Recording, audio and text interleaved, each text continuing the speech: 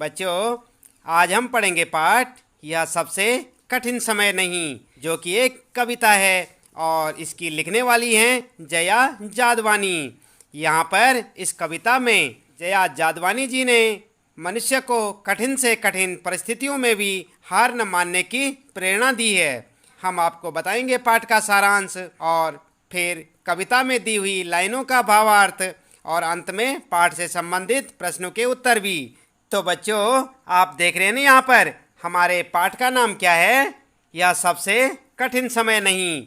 यहाँ पर जैसे कि मैंने आपको पहले बताया था कि यहाँ पर जो इसकी लेखिका हैं जया जादवानी, इन्होंने मनुष्य को कठिन से कठिन परिस्थितियों में भी हार न मानने की प्रेरणा दी है इस कविता में। तो चलिए पढ़ते हैं कविता। नहीं है यह सबसे कठिन समय नहीं, अभी भी दबा है चिड़िया की चोंच में तिनका, और वह उड़ने की तैयारी में है, अभी भी झरती हुई पत्ती थामने को बैठा है हाथ एक, अभी भी भीड़ है स्टेशन पर, अभी भी एक रेलगाड़ी जाती है गंतव्य तक, जहां कोई कर रहा होगा प्रतीक्षा, अभी भी कहता है कोई किसी को जल्दी आ जाओ कि अब सूरज डूबने का वक्त हो गया है। अभी कहा जाता है उस कथा का आखिरी हिस्सा जो बूढ़ी नानी सुना रही सदियों से दुनिया के तमाम बच्चों को, अभी आती है एक बस अंतरिक्ष के पार की दुनिया से लाएगी बचे हुए लोगों की खबर। नहीं, यह सबसे कठिन समय नहीं।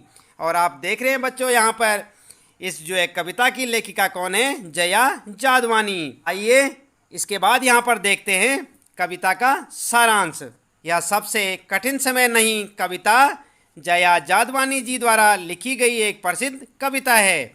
इसमें आपने मनुष्य को जीवन के कठिनतम परिस्थितियों में हार न मानने की प्रेरणा दी है। चिड़िया अपना घोंसला बनाने के लिए एक एक तिनका इकट्ठा करती रहती है, वह उड़ने की तैयारी में है। गिरते हुए पत्तों को थामने वाले हाथ अभी भी हैं। रेलवे स्टेशनों पर भीड़ है। लोगों को अपनी मंजिल तक पहुंचाने के लिए एक रेलगाड़ी अभी भी तैयार है। लोग सूर्यास्त होने पर अपने प्रियजनों का इंतजार करने के लिए अभी भी बैठे हैं कि सूरज डूबने का समय हो गया है। उनके प्रियजन घर को लौट रहे होंगे। दादी नानी आज भी अपने नाती पोते को कहानियाँ दूर देश में बसे अंतरिक्ष में बसने वालों की सुना रही हैं। अभी भी संसार में गतिशीलता जारी है, अतः निराश होने की जरूरत नहीं। अतः उदाहरणों से प्रेरणा लेकर आगे बढ़ने की जरूरत है। यह सबसे कठिन समय नहीं है। तो बच्चों, इस प्रकार से इस कविता में जो है सारांश के माध्यम से आप समझ सकते हैं कि क्या कुछ इस कविता में प्रेरणा दी गई है। इसके बाद आइए देखते हैं यहाँ पर कविता का अर्थ। पहली लाइनें क्या थी कविता की? नहीं, यह सबसे कठिन समय नहीं, अभी भी दबा है चिड़िया की चोंच में तिनका, और वह उड़ने की तैयारी में है, अभी भी झरती हुई पत्ती थामने को बैठा है हाथ एक, अभी भी भीड़ है स्टेशन पर, अभी भी एक रेलगाड़ी जाती है गंतव्य तक, जहां कोई कर रहा होगा प्रतीक्षा। इसका अर्थ होगा कि कवियत्री प्रस्तुत पंक्तियों में लोगों को आशावान बनने की प्रेरणा दे रही है। व्यक्ति को लगता है कि यह सबसे कठिन समय है, उसके बचने की उम्मीद नहीं है, लेकिन फिर भी जीवन में कुछ उदाहरण हैं जिन्हें हम देख सकते हैं। चिड़िया की चोंच में तिनका दबा हुआ है, वह अपना घोंसला बनाने की तैयारी में है। पेड़ से जो पत्तियां गिरती हैं उन्हें भी इकट्ठा करके अपने घर ले जाने के लिए लोग अपने हाथों से थामने के लिए बैठे हैं। लोग अभी भी घर जाने के लिए तैयार बैठे हैं। रेलगाड़ियों पर जाने के लिए स्टेशनों पर भीड़ बैठी है। अपने घर जाने वालों की कोई कमी नहीं है। अभी भी स्टेशन पर अपनी मंजिल तक पहुंचने के लिए एक गाड़ी जाती है, अतः निराश होने की आवश्यकता नहीं। यह सबसे कठिन समय नहीं है। इसके बाद अगली पंक्तियाँ आप देखें। अभी भी कहता है कोई किसी को जल्दी आ जाओ कि अब सूरज डूबने का वक्त हो गया। अभी कहा जाता है उस कथा का आखिरी हिस्सा जो बूढ़ी नानी सुना रही सदियों से दुनिया के तमाम बच्चों को, अभी आती है एक बस अंतरिक्ष के पार की दुनिया से लाएगी बचे हुए लोगों की खबर। नहीं, यह सबसे कठिन समय नहीं है। तो अर्थ आप देखें इसका किस प्रकार से आप लिखेंगे। प्रस्तुत पंक्तियों में कवयित्री ने आशावादी दृष्टिकोण अपनाते हुए कहा है कि यह सबसे कठिन समय नहीं है। शाम होने पर बाहर जाने वालों का इंतजार आज भी किया जाता है। कोई किसी की प्रतीक्षा कर रहा हो कि घर जल्दी लौट आओ। जीवन अपनी गति से ही चलता रहता है। नानी दादी आज भी पुराने ज़माने से कहानियाँ सुना रही हैं। कहानियों में अंतरिक्ष की कहानियाँ रहती हैं जो कि दूसरी दुनिया के पार की कहानियाँ लाती हैं।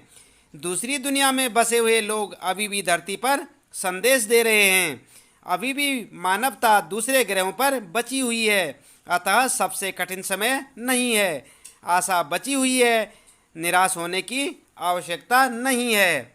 तो इस प्रकार से बच्चों आपने देखा यहाँ पर हमने आपको यह सबसे कठिन समय नहीं जो पाठ है आपका कविता का, उसका भावार्थ यहाँ पर बताया और साथ में पाठ का सारांश भी। आप चाहें तो आप इसे अपनी नोटबुक में नोट भी कर सकते हैं ताकि आपको पूरा पाठ और पूरी कविता, उसका भावार्थ और सारांश अच्छे से याद भी हो जाए कि इस कविता में क्या कुछ कहा गया है। इसके बाद आइए देखते हैं अब पाठ से संबंधित प्रश्नों के उत्तर। आप भी यहाँ पर देखें और अपनी नोटबुक में नोट भी कर सकते हैं। पहला प्रश्न क्या है आपके पास, यह कठिन समय नहीं है, यह बताने के लिए कविता में कौन कौन से तर्क प्रस्तुत किए गए हैं, स्पष्ट कीजिए। तो आप उत्तर कैसे लिखेंगे और क्या लिखेंगे, आइए जानते हैं। यहाँ पर उत्तर होगा यह कठिन समय नहीं है, यह बताने के लिए कवयित्री ने निम्नलिखित तर्क दिए हैं। आप देखें इन्हें। नंबर 1 क्या तर्क दिया है, अभी भी चिड़िया चोंच में तिनका दबाए उड़ने को तैयार है क्योंकि वह नीड़ का निर्माण करना चाहती है। इसके बाद नंबर 2 तर्क क्या दिया है, एक हाथ झड़ती हुई पत्ती को सहारा देने के लिए बैठा है।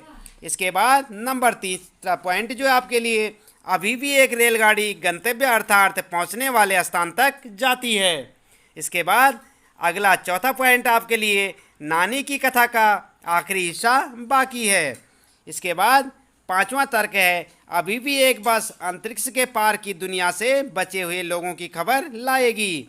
और अगला पॉइंट आपके लिए, अभी भी कोई किसी को कहता है कि जल्दी आ जाओ, सूरज डूबने का समय हो चला है। इसके बाद यहाँ पर देखें दूसरा प्रश्न आपके लिए, चिड़िया चोंच में तिनका दबाकर उड़ने की तैयारी में क्यों है, वह तिनकों का क्या करती होगी, लिखिए। तो आप क्या लिखेंगे इसका उत्तर, आइए जानते हैं। तो बच्चों आप ध्यान दें, यहाँ पर उत्तर होगा आपका, चिड़िया अपनी चोंच में तिनका दबाकर उड़ने की तैयारी में है क्योंकि सूरज डूबने का समय हो चुका है। उसके डूबने से पहले चिड़िया अपने लिए घोंसला बनाना चाहती है। वह तिनकों से अपने लिए घोंसला तैयार कर उसमें अपने बच्चों के साथ चैन से रहेगी। उसका बनाया घोंसला उसके परिवार को सुरक्षा प्रदान करता है। इस प्रकार से आप दूसरे प्रश्न का उत्तर लिखेंगे। कविता में तीसरा प्रश्न है कि कविता में कई बार अभी भी का प्रयोग करते बातें रखी गई हैं। अभी भी का प्रयोग करते हुए 3 वाक्य बनाइए और देखिए। उसने लगातार निरंतर बिना रुके चलने वाले किसी कार्य का भाव निकल रहा है या नहीं। तो आप कैसे उत्तर लिखेंगे, आपका उत्तर होगा नंबर 1 मुझे अभी भी सिर दर्द है।